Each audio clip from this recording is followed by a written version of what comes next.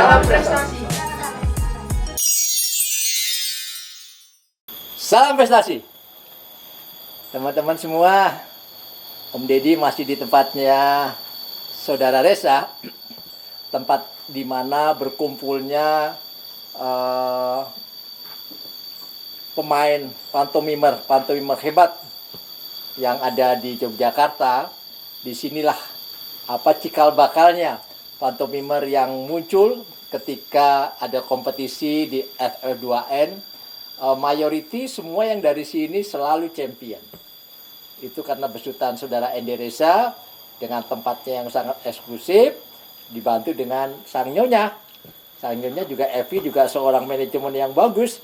Jadi semuanya sinergi, akhirnya putra-putri besutan Ende Reza menjadi yang terbaik di Indonesia.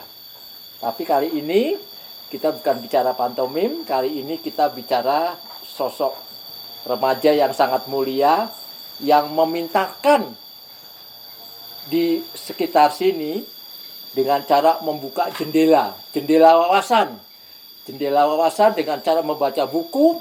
Kita bisa melihat dunia. Kalau kita jarang membaca buku, yang terjadi apa? Kita jadi gelap, jadi tidak tahu apa itu dunia. Nah, tamu kita kali ini sangat mulia. Dia akan memaparkan bagaimana membuat warga sekitar bisa cinta akan buku dan cinta akan membaca buku-buku yang berkualitas. Kita akan sapa tamu kita kali ini. Assalamualaikum Nak Yanda. Waalaikumsalam, Pak Deddy. Sehat? Alhamdulillah sehat. Alhamdulillah. Masalah Mas Trianto ya? Trianto. Oh Trianto, wah, ketinggalan ya T-nya ya, Mas Trianto. Mas Trianto, disiplin ilmu apa?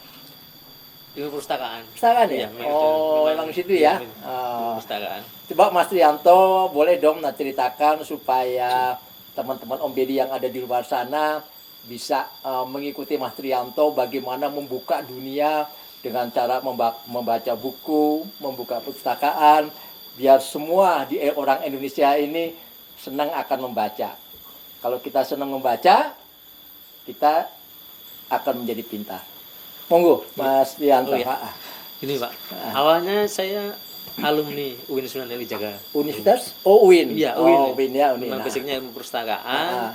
Tapi kalau dulu mahasiswa kan aktifnya di kampus, Pak. Oh, di kampus, ya, betul. Tapi setelah lulus 2014 kan kita harus balik lagi ke kampung. Ke kampus. Ke kampung. Kalau di kampung kan organisasi yang ada kan hanya kepemudaan atau Karang Taruna. Betul. Lewat Karang Taruna itu teman-teman juga alhamdulillah welcome ketika saya menawarkan bagaimana kalau kita buat perpustakaan aja. Walaupun kalau di kampung kan perpustakaan itu asing ya. Perpustakaan udah di kampung. Kalau ada kan di kota, misalkan di dinas perpustakaan atau di balai perpustakaan seperti itu. Tapi teman-teman welcome tuh. Saya ajak berembuk, ternyata ayo bisa dicoba gitu. Seperti itu. Nah, lalu kita belajar tahap awal itu belajar di perpustakaan juga kalau yang ada di sini itu namanya perpustakaan komunitas ya Pak, atau taman bacaan masyarakatnya. Kita kan harus belajar ke perpustakaan komunitas yang notabene sudah beraktivitas atau sudah perjalanan sudah bagus lah. Kita istilahnya studi banding ke sana Pak. Mengajak teman-teman pemuda di Jambon ini studi banding ke sana, yaitu di Taman Bacaan Mata Aksara waktu itu di Jalan Kaliurang dekat UI itu. Nah, kita ke sana, kita cuma sharing-sharing karena kita memang benar-benar dari nol ya. Kita buku juga belum punya saat itu dari nol. Terus kita di sana cuma diceritakan aja kalau taman bacaan masyarakat atau perpustakaan itu seperti ini ya. Lalu kita pulang, kita berembuk di pertemuan Karang Taruna di sini, yaitu tentang bagaimana kita mendirikan perpustakaan waktu itu Pak. Kita mengawali dari ya udah kita buat proposal aja, proposal buku waktu itu. Kita mengirimkan proposal ke beberapa penerbit. Alhamdulillah nggak sampai sebulan itu sudah ada 200-an buku Pak. Wush. Iya, itu. Nah, itu modal kita launching di tahun 2015 awal itu Pak. Nah, kita memiliki inisiatif waktu itu launching itu pas tanggal 17 Mei. Nah, itu Hari Buku Nasional Pak. Nah, pas juga dengan hari Minggu. Nah, ya, hari Minggu kita sosialisasi kalau kita punya taman bacaan masyarakat atau perpustakaan seperti itu. Wah, kita beri nama Taman Baca Masyarakat Teras Baca Guyub Rukun. Teras Baca Guyub Rukun. Iya, Ini bagus iya, banget. nah, itu. Kenapa teras, Pak? Karena itu di teras saya, Pak. Oh. Ya, di teras rumah saya. Sedangkan Guyub Rukun itu diambil nama Karang Tarunanya ya di sini. Nah, itu Guyub Rukun. Lalu kita iseng Teras Baca Guyub Rukun agar apa ya? Ini kan milik bersama karena milik Karang Taruna agar semua bisa memiliki lah ya. Memiliki lah gitu seperti itu. Kemudian itu kita setting waktu itu dengan jalan sehat Pak konsepnya. Agar gimana dari anak-anak sampai orang tua kan bisa ikut ya Pak acara sosialisasi tersebut. Ya itu kita ambil jalan sehat, kita perkenalkan perpustakaan kita itu gini loh di sini di teras rumahnya Mas Trianto. Terus itu merupakan kegiatan divisi dari kepemudaan di sini ya gitu Pak. Terus awalnya itu kita ya bingung setelah mendirikan Pak. Ya, mau ada apa sih kegiatan kita apa sih yang cocok untuk perpustakaan ini? Soalnya kan asing. Nggak mungkin kan orang-orang sini langsung ke perpustakaan terus baca buku gitu kan hal yang tidak mudah. Lalu kita pancing dengan kita fokusnya anak-anak dulu. Waktu itu kita berkomunikasi dengan ibu-ibu yaitu PKK, ternyata ada masukan itu kenapa nggak ada bimbelnya. Bimbel ya udah kita adakan bimbel. Nah dengan adakan bimbel kan anak-anak otomatis langsung ke perpustakaan ya Pak ya, berkegiatan perpustakaan waktu itu seminggu 3 kali ya. Dari situlah anak-anak bisa terpancing kenal dengan buku, dengan buku, karena di bimbel itu kita sistem mengajarnya gini Pak, kita kan kalau anak-anak ada PR kita carikan referensi di buku. Jadi anak-anak itu juga bisa ikut mencari seperti itu. Kita nggak langsung menyajikan oh ini loh isinya, kalau pertanyaan ini jawabannya bukan, tapi kita perlahan mencari referensi di buku seperti itu agar anak juga kenal dari buku. Terus selanjutnya kan terakhir juga dengan buku yang lain Pak. Ya kalau kayak gitu. Nah itu buka-buka terus waktu itu kita awalnya dari anak-anak tersebut gitu Pak. Terus untuk selanjutnya mau kegiatan apa lagi untuk merangkul teman-teman yang pemuda. Nah teman-teman yang pemuda juga kita rangkul. Nah, kita membuat di perpustakaan itu tempat pertemuan teman-teman untuk evaluasi kegiatan dan lain-lain seperti itu. Terus untuk yang bapak-bapak juga kita rangkul. Kalau bapak kita istilahnya di perpustakaan itu cuma memfasilitasi Pak pertemuan bapak seperti arisan seperti itu.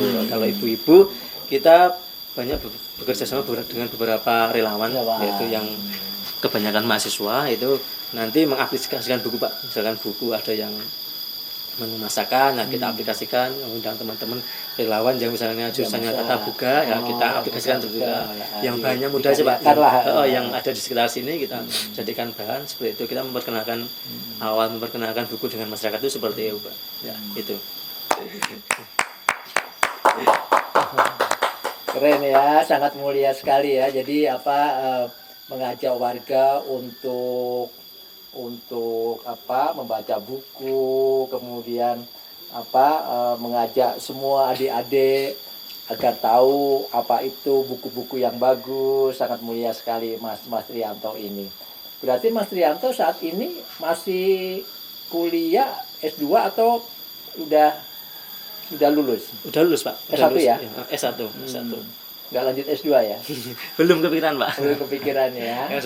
Tapi kalau udah gini Pak, kalau Prisnya udah balik ke kampung itu sebenarnya pengen mengembangkan yang ada di sini. Yang ada ilmu yang dapat ternyata ya. potensi itu luar biasa ya. Kalau di kampus kan memang teman-teman mahasiswa itu dari berbagai kalangan ya. Kalau di sini kan ternyata potensinya itu ya ada potensinya dari segi SDM, ya dari segi alam itu kan dia juga pengen dikembangi sebenarnya. Betul. Nah selain ini perpustakaan apa Mas Trianto?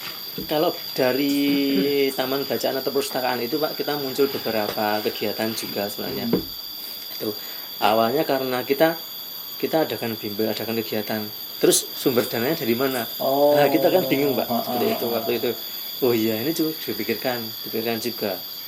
Terus kita punya inisiatif, gimana kalau kita menggalang sedekah sampah yang wujudnya barang bekas yang bisa kita jual Diolah, kembali, betul. yang kita bisa jual kembali. Waktu itu kita diskusikan dengan perkumpulan PKK dan perkumpulan bapak-bapak orang tua ini, kita berembuk di situ agar tujuannya bisa mendanai operasional yang ada di perpustakaan seperti itu. Nah, ternyata dari masyarakat juga dukungannya juga bagus ya. Lalu sudah oke, kita berikan satu kantong plastik untuk mengumpulkan sampah-sampah tersebut, barang bekas tuh Pak, yang bisa dijual kembali seperti itu. Nah, kita keliling sebulan sekali, itu di hari Minggu Pahing Pak. Kita ya keliling sebulan sekali, kita ambil dari rumah ke rumah, terus kita kumpulkan, terus kita belah-belah, lalu kita jual. Nah, seperti itu. Wah, segitunya ya? Nah, iya Pak. Nah, dari situ ya lumayan lah, kita dapat 100 sampai 200-an ribu. Tiap bulannya kan ada pemasukan seperti itu. Lanjut dari barang bekas ini kita juga berinisiatif, gimana kalau kita ke bank sampah atau sedekah sampah. Oh ya itu ide bagus ya. Kita rundingkan lagi ya. Kita juga akhirnya kita muncul bank sampah Pak. Kita juga punya bank sampah yaitu di Jambon yang RT 30 Pak. Tapi itu juga sebenarnya untuk ini Pak, untuk mengepul barang bekas tadi tujuannya. Tapi kan terus ke depannya ada yang mahasiswa yang PKM ya, pengabdian ke sini, terus mengajak membuat pupuk organik gitu, dari daun-daun itu Pak. Dari mahasiswa didampingi, dari kita lanjut ke kegiatan itu, kita berkembang di kegiatan itu Pak. Dari daun-daun dicacah, terus diberi EM4, terus dijadikan pupuk. Nah, itu juga dari kegiatan di bank sampah itu jadi ada dua, dari pengumpulan barang bekas dan pembuatan pupuk organik seperti itu. Nah, itu keren ya, keren. Dari barang yang tidak berharga, yang tak ternilai, yang nggak ada nilainya, akhirnya diangkat menjadi punya nilai. Inilah anak remaja yang sangat-sangat inovatif ya, sangat kreatif. Nah, Mas Trianto, sudah berapa banyak buku sekarang? kalau bukunya, kalau yang sudah kita inventaris ada 1.700-an Pak. Banyak banget ya. Iya. Itu dari tahun berapa Mas Yanto? Kita mendirikan dari tahun 2015 kita. Mendirikan. 2015. Iya, sudah. Ya. Berarti hampir 7 tahun ya. Buku kita enggak cuma yang ada di perpustakaan Pak. Kita juga bekerjasama dengan beberapa sekolah yang menginginkan kerjasama dengan kita. Jadi kita meminjamkan 50 sampai 100 buku di sekolah-sekolah tersebut. Ya. Nah, itu kan kita saling menguntungkan. Kita juga punya akses kerjasama. Di sekolah juga punya akses kerjasama dengan kita. Karena kalau di sekolah kan menjadi nilai plus ya pada di akreditasi sekolah itu ya. Seperti itu. Walaupun kita cuma wujudnya baru buku, belum bisa ke SDM-nya ya, gitu. Seperti itu. Itu ada ininya nggak? Ada administrasinya nggak? Administrasi karena di teras kita ini Pak open. Jadi menuliskan sendiri. Yang punya buku ambil sendiri, terus menulis sendiri seperti itu. Kita istilahnya nggak membuat ribet karena hampir semua buku itu donasi. Donasi. Ya. Kita mainnya dulu kan media sosial Pak. Ketika awal di tahun 2015, 2016 kita Facebook, kita istilahnya selalu upload kegiatan-kegiatan kita. Di situ kita menemukan donatur seperti Pak, donatur atau komunitas yang membantu kita dalam pengadaan buku seperti itu. Ya. Itu rata-rata buku apa? Untuk anak SD, SMP, SMA atau umum? Kebanyakan masih buku anak-anak Pak. Anak-anak ya. Anak-anak. Sampai SD gitu ya. Iya.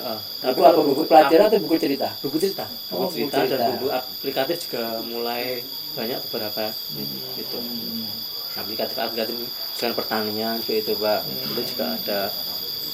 Nah, itu perawatannya gimana? Sekian banyaknya buku gimana perawatannya? Kalau kita dulu karena ini Pak, kita ternyata perpustakaan itu juga harus dituntut. Betul. Karena ada kompetisi ya Pak, ada lomba perpustakaan misalnya tingkat kabupaten gitu. Jadi kita belajar inventarisasi, pelabelan, penomoran seperti itu Pak. Karena basicnya perpustakaan kan saya harus dari teman-teman yaitu bagaimana sih memberikan nomor di atau melabel di buku itu kan saya jelaskan teman-teman, ternyata alhamdulillah semua bisa gitu. Semua bisa gitu. Tuh, kalau buku-buku yang rusak itu ya juga banyak, tapi kan karena kita open tadi ya, siapa saja boleh pinjam, ya itulah konsekuensi kita. Itu banyak buku yang rusak itu ya kita sebenarnya sortir terus nih, tidak usah digunakan, terus kita kembalikan buku-buku yang baru. Sejauh ini ada yang terusak nggak buku-bukunya? Kalau yang rusak lumayan sih, lumayan banyak Pak. Iya. Tapi kadang kan dalam donasi itu kan ada yang buku yang double ya Pak. Nah, judulnya double gitu kan. Ya, kita kan serep ya. Iya serep ya. Itu kan bisa kita gantikan dengan yang satunya. Kalau yang satu kita tandon dulu, terus yang satunya ketika nanti setelah kita tukarkan seperti itu di pelayanan. Dibuka tahun berapa di sini Pak? Di 2015 Pak. 2015 ya. Cukup lama juga ya. Iya, lumayan. Anggotanya ada berapa anggotanya? Kalau anggota yang meminjam buku ada sekitar 300-an.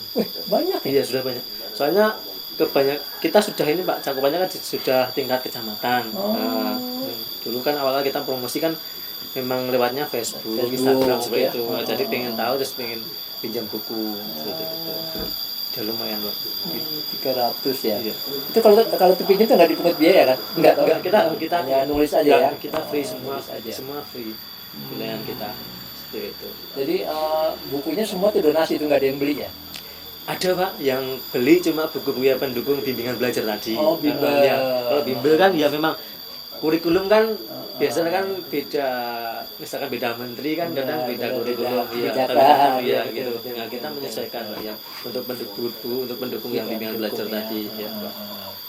Nah, sejauh ini yang bantu Mas Trianto berapa orang? Kalau yang bantu kayak yang di Karangtaruna banyak Pak, anggotanya 45. Tapi yang aktif sampai sekarang ya hanya 10 orang di Taman Baca ini. Ya. Memang dikhususkan di divisi khusus yang di perpustakaan gitu. Iya, itu. Buka mulai jam berapa? Kalau di perpustakaan kita buka 24 jam Pak. Kan cuma di teras tuh Pak. Kita displaykan semua buku di teras. Kalau hujan gimana? Ya nggak ketemu sih Pak. Nggak ya? cuma di ya itu. Kita buka 24 jam, siapa saja boleh pinjam. Biasanya seperti itu. Loh, 24 jam yang di rumah tuh nggak keganggu? Enggak. Alhamdulillah enggak. Hebat teman-teman semua. Bayangin rumah jadi posko 24 jam, semua orang bisa datang, bisa membuka jendela untuk kepintarannya. Sangat mulia sekali loh ya. Mengatakan bahwa tidak terganggu. Wah, itu keren abis loh. Tapi memang sih kalau baca kan diem ya, nggak aneh-aneh ya. Bener. Nah, setelah dilihat dari buku tamu, buku peminjam gitu, umur itu berapa yang paling banyak? Kebanyakan SD SMP Pak. SD SMP ya? Iya. Para orang tua belum ya? Kalau para orang tua ya mungkin ibu-ibu Pak. Karena ya buku aplikatif, misalnya kan menu masakan seperti itu, terus nanti apa yang bisa apa ya istilahnya untuk hiburan di rumah gitu loh ya, buku keterampilan seperti itu. Nah sekarang menurut Mas Trianto bagaimana cara perpustakaan di Indonesia itu bisa lebih bagus gimana? Kalau perpustakaan mungkin yang pertama segi akses ya Pak. Diakses. Segi aksesnya kan tahunya kan perpustakaan itu di kota atau di gedung yang tinggi atau yang notabene juga nggak langsung dekat dengan masyarakat ya. Mungkin masyarakat aja kalau mau ke sana, wah ternyata harus pakai transportasi karena jaraknya jauh seperti itu. Mungkin lebih didekatkan ya. Di Indonesia ini lebih memfasilitasi perpustakaan-perpustakaan yang ada di tingkat desa, di padukuhan itu harus difasilitasi karena apa ya di orang-orang di desa seperti ini kan kalau canggung tuh Pak kalau mau ke tempat yang lebih jauh cuma akses buku seperti itu. Tapi kalau didekatkan terus dibuatkan kegiatan-kegiatan yang bisa mendekatkan masyarakat atau istilahnya mobilisasi massa ke perpustakaan itu kan bisa kenal dengan buku seperti itu Pak. Terus yang kedua ada sistem peminjaman Pak yang lebih mudah ya mungkin ya. Sistem yang mudah ribet gitu ya. Ribet gitu kan. Ya kadang kan ada kan harus buat kartu anggota, harus ngumpulin KTP kan itu kan lama ya Pak ya. Itu dari segi itu keanggotaan mungkin ya lebih aksesnya lebih dipermudah seperti itu ya. Gitu. Untuk suplai pengadaan buku yang kadang apa ya harus misalkan dipermudah gitu Pak. Karena dulu kan ada juga Pak, sistem pengiriman buku dari Kemendikbud ya, kerjasama dengan pos itu kan sekarang dihentikan lagi Pak. Iya, dulu kan ada Pak itu tiap bulannya itu ada siapa yang mau donasi buku ke perpustakaan sudah terdaftar di kementerian itu gratis lewat PT Pos itu. Bahkan sekarang sudah dihentikan lagi, tidak tahu kenapa. Mungkin di Kementerian Keuangan dengan PT Pos juga bermasalah, tidak tahu juga seperti itu. Gitu. Itulah apa ya, kesulitan atau permasalahan akses buku ke masyarakat ya. seperti itu. Gitu. Nah sekarang harapan Mas Trianto sebelum nanti Mas Trianto memberikan inspirasi, motivasi kepada teman-teman Om yang ada di sana, harapan kepada pemerintah nih sebagai government pengambil kebijakan untuk perpustakaan, harapannya gimana Mas Trianto? Kalau untuk pemerintah yang pertama yaitu adalah dukungan Pak. Dukungan ya. Dukungan dari segi misalnya kita kalau di kampung ini kadang kan SDM-nya sudah nggak usah ditanyakan Pak, karena gotong royong itu kan masih ya, ada. bukunya itu. Gotong royong itu kan masih ada. Tinggal mungkin diberi istilahnya instruktur atau pendampingan tutorial atau pendampingan yang lebih dekat lagi dengan pengelola perpustakaan yang ada di desa atau di padukuhan atau taman bacaan masyarakat seperti itu Pak. Terus untuk akses buku mungkin kalau dana di pemerintahan banyak itu kan juga bisa berapa persen untuk pengadaan buku di perpustakaan desa atau perpustakaan padukuhan itu kan lebih bagus seperti itu. Terus kalau ilmu perpustakaan itu juga masih dipandang ini Pak, masih pandang sebelah mata ya, nomor kan sekian dari pemerintah itu. Tapi kalau sudah action itu kan bisa memperdayakan masyarakat, bisa istilahnya bisa mendukung kegiatan-kegiatan pemerintah seperti itu Pak. Karena kegiatan di kami itu kerasa banget setelah ada perpustakaan ternyata muncul bank sampah itu Pak. Untuk kita ada relawan dari mahasiswa, kita bersama dengan mahasiswa, ternyata kita juga punya Pak dari divisi dari bank sampah tadi yang notabene hanya sebagai operasional, kita juga ada sablon Pak, ada sablon, terus kita juga punya angkringan dan seperti itu muncul istilahnya bidang-bidang usaha yang lain yang notabene bisa memperdayakan masyarakat juga gitu. Seperti itu. Oke Mas Trianto, keren habis ya, keren habis. Jadi semoga pengambil kebijakan, government ini suara grassroots ya, jadi betul-betul akar rumput nih, pihak pengambil kebijakan hendaknya peduli dengan perpustakaan, karena sekali lagi bahwa jendela itu ada di perpustakaan. Jadi kita mau lihat jendela dunia, dari jendela melihat dunia itu dari perpustakaan. Ini ada anak yang hebat, anak yang mulia, tidak berpikir profit oriented, yang ada cuma satu, ikhlas untuk memberikan kemaslahatan agar anak-anak Indonesia, bangsa Indonesia bisa maju ke depan membangun negeri ini. Mas Trianto, sebelum saya tutup dialog ini, mohon Mas Trianto memberikan motivasi, inovasi kepada saudara-saudara Om Deddy yang ada di luar sana. Paling tidak, ayo kita sama-sama memintarkan anak-anak bangsa. Monggo. Iya, mungkin pesan untuk generasi muda ya Pak ya. Ya. Generasi muda itu kalau saya melihat, karena dulu dari kampus terus ke kampung kan beda ya Pak. Beda. Organisasinya beda. Ternyata di kampung ada Karang Taruna, ada kepemudaan yang notabene itu semangatnya juga luar biasa. Ya mungkin bisa kita manfaatkan semangatnya tersebut untuk mendukung kegiatan-kegiatan atau ide-ide kita yang istilahnya biasa kreatif, bisa inovatif untuk memajukan desa seperti ini atau memajukan masyarakat. Terus selanjutnya yaitu bagi saya yaitu istilahnya kita berkegiatan itu jangan melihat ini Pak, profit dulu. Betul. Jangan melihat untungnya bagi kita itu ada nggak sih, untung uangnya bagi kita itu jangan melihat ke situ. Jangan mikir benefit dulu ya. Kita mikirnya jangan ke situ dulu, kita berkegiatan terus dan lanjut kegiatan, dan nanti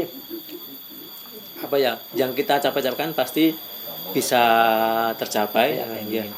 Karena pengalaman saya gini Pak, dulu waktu itu 2017 itu saya juga masuk ke kategori pemuda pelopor Pak, tingkat provinsi, tapi di situ kami peringkat 3 Pak. Walaupun peringkat 3 kan alhamdulillah sudah kita istilahnya bisa kita lalui seperti itu Pak. Jadi tahun 2018 kita juga masuk di Taman Bacaan Masyarakat Kreatif itu dari Kemendikbud Pak. Kita dapat penghargaan di situ, kita waktu itu pengambilannya di acara Hari Aksara di Medan itu Pak. Terus kita juga bisa memanfaatkan jika teman-teman yang ikut dengan kita atau berpartisipasi dengan kita itu juga dengan kompetisi, Pak. Ya, dari anggota-anggota kami itu juga ada yang pencapaiannya juga ikut kompetisi, Pak.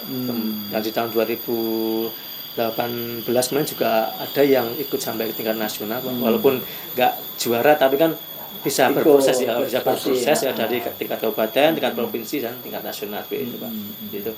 Jadi yaitu kuncinya adalah semangat. Ya, bisa merangkul teman-teman dan pasti cita-cita itu tercapai seperti itu. Baik teman-teman semua yang ada di sana, tadi kuncinya apa yang katakan Mas Rianto adalah semangat, semangat dan semangat. Dengan semangat kita akan menghasilkan sesuatu yang hebat. Terima kasih Mas Rianto atas waktunya, kepada Om Deddy, dan sekali lagi terima kasih kepada Saudara Edi Reza selaku pemilik dari Sanggar Pantomim ini yang banyak menciptakan juara-juara se-Indonesia khususnya di FL2N. Dan Mas Reza ini adalah sosok yang mulia juga. Dia tidak berpikir oriented, tidak berpikir benefit. Yang penting adalah bagaimana anak bangsa ini, apa yang dikatakan Mas Rianto, semangat, punya tanggung jawab, confident. Dengan itulah kita bisa membangun negara ini menjadi bagus melalui pantomim. Jadi jangan lupa tanggal 17 Desember Om Deddy Ratmoyo membuat satu pantomim yang berbeda, namanya Wayang Suket Pantomim. Di situ ada Desmen Theater Royal House. Kita akan pantomim tanggal 17, kita kerja bareng sama teman-teman pantomim di Indonesia. Silahkan datang pada hari Sabtu tanggal 17 Desember di Yogyakarta.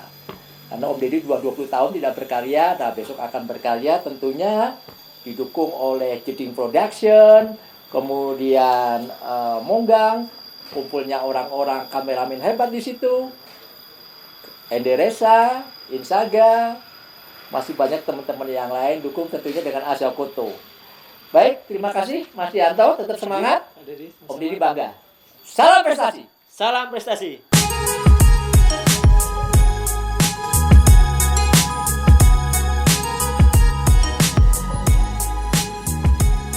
Salam prestasi.